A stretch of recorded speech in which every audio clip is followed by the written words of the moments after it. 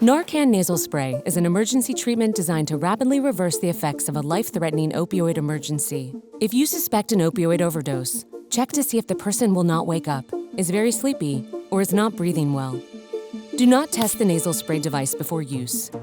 Narcan Nasal Spray is for use in the nose only and is safe to use even if opioids are not present. Hold the nasal spray device with your thumb on the bottom of the plunger. Insert the nozzle into either nostril and press the plunger firmly to give the dose. One nasal spray device contains 1 dose of medicine. Call 911 immediately after giving Narcan Nasal Spray.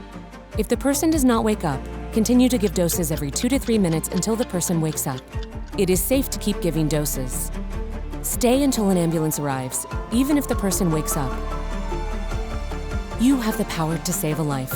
For more information, visit Narcan.com.